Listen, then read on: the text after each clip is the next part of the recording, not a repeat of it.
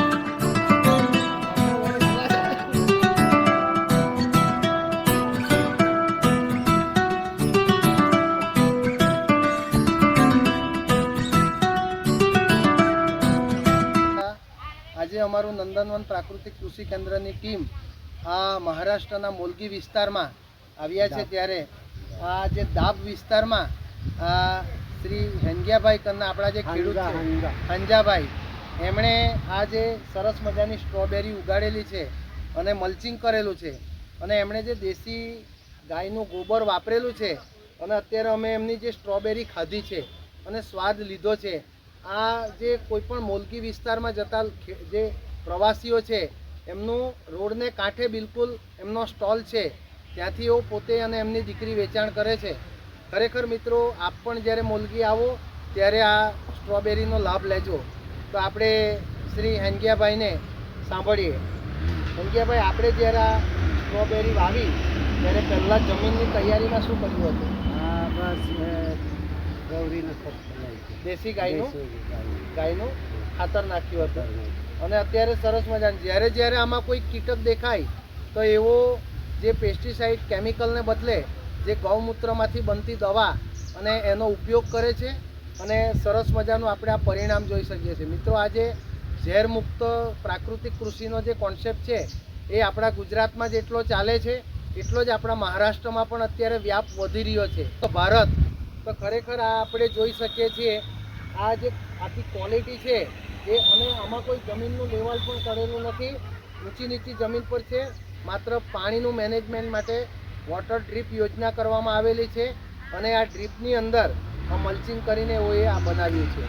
હેલોદાબ, ખરેખર આ જે હેલોદાબ વિસ્તાર છે એમાં આ પ્રકૃતિને પણ એક પાંગરવાનો એક મોકો છે અને એના ફૂલ અને ફળની ક્વોલિટી આપ જોઈ શકો છો, પાંદડાની ક્વોલિટી પણ આપ જોઈ શકો છો. સાણીઓ ખાત છે.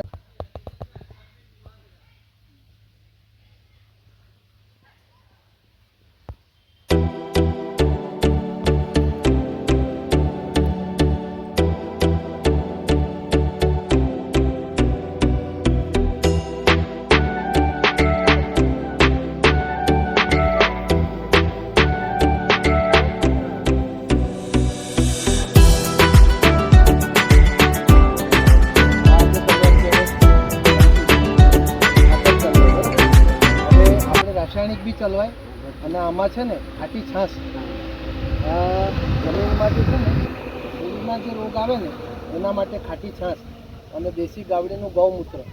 એટલે આ દાખલા તરીકે આ 50 લીટરનો બેરલ છે ને, તો 3 લીટર ખાટી છાશ અને 1 લીટર ગૌમૂત્ર એટલે બેડી દેવાનું. એમાં અડધો કિલો ગોળ નાખવાનો અને 24 કલાક રવા દેવાનું.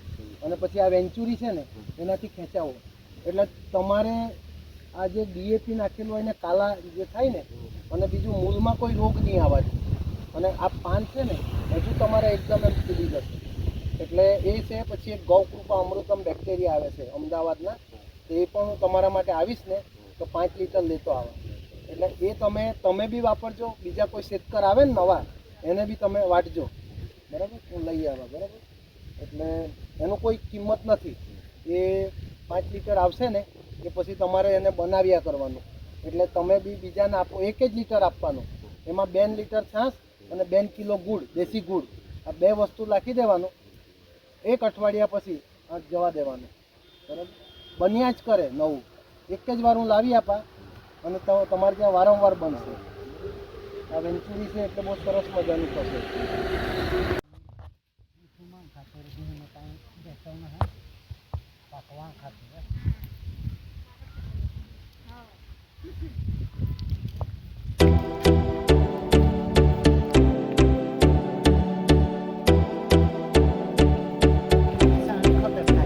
હા, બરાબર.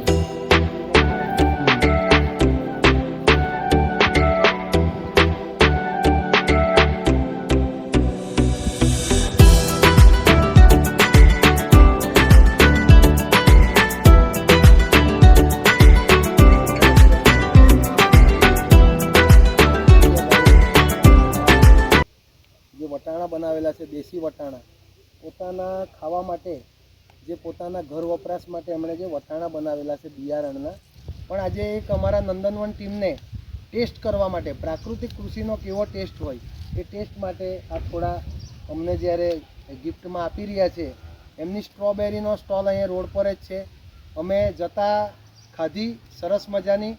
અત્યારે એમ બજારમાં 300 સાડી 300 રૂપિયા કિલો હોય છે, જ્યારે એમના સ્ટોલ પર અહીંયા 200 રૂપિયા કિલો મળે છે. ખેડૂતને પણ વળતર મળે અને ગ્રાહકને પણ વળતર મળે અને પૌષ્ટિક વસ્તુ મળે, એ એમનો હેતુ છે. અહીંયા આ મહારાષ્ટ્ર રાજ્યની આત્મા પ્રોજેક્ટની ટીમો પણ અવારનવાર મુલાકાતે આવે છે, તાલીમો થાય છે અને એમને માનધન વેતન પણ મળે છે. અને સરસ મજાનું આ એક નાનું અમથું મોડેલ ખરેખર આપણે આ જોઈએ તો આપણને ખૂબ મજા આવે એવું છે. ખેડૂતોને આમાંથી નવી પ્રેરણા મળે છે. આ દેશી વટાણાની જે સિંગ છે એકમાં 9 જેટલા દાણા નીકળે છે, કોઈમાં 10 દાણા છે, કોઈમાં 9 દાણા છે. મિત્રો, ખરેખર આ પ્રાકૃતિક કૃષિની કમાલ છે. આ જગ્યા ભૂમિ, આ મોલગી, હેલો દાબ એ ભૂમિનો પણ એક પ્રતાપ છે. અને આના આજે અમારા વડીલ શ્રી પ્રાકૃતિક કૃષિકાર જે શ્રી હંગ્યાભાઈ જેવા ખેડૂતો અને એમના પરિવારને પણ ધન્યવાદ અને અભિનંદન છે. આજે અમે જ્યારે આ મુલાકાત લીધી, ખરેખર અમે આ વિસ્તાર, મોલગી વિસ્તારના આ પ્રેરણાદાયી ખેડૂતને મળ્યા. ખરેખર ખૂબ આનંદ થયો. ધન્ય છે એવા ખેડૂતને, આ પરિવારને ધન્ય થયો.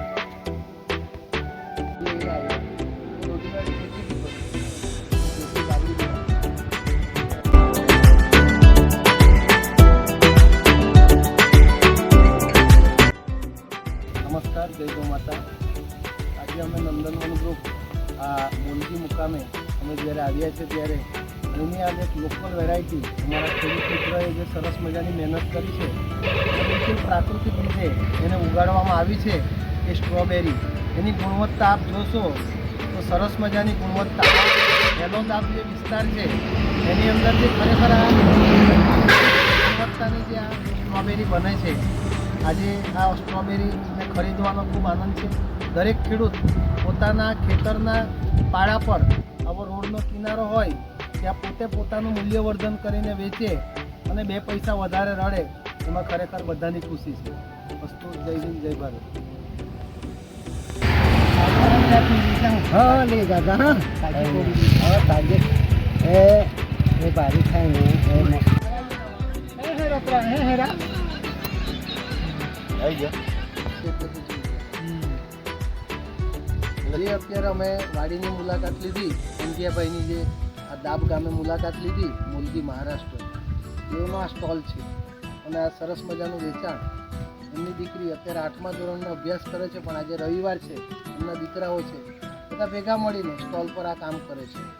એટલે પોતાના માલનું મૂલ્યવર્ધન પોતે અહીંયાથી જ વેચાણ કરે છે અને બધો જ માલ વેચાઈ જાય છે સ્થળ પરથી. દૂર દૂરના પ્રવાસીઓ અહીંયા આવે છે અને જે મોલગીની મુલાકાત લે છે એઓ બધા અહીંયાથી લઈ જાય. અને અક્કલકુવા પણ બસ સ્ટેન્ડ પાસે એમનું પોતાનું વેચાણ કેન્દ્ર છે. એટલે બસ એ સ્ટ્રોબેરી આપણને ત્યાંથી મળી રહી છે.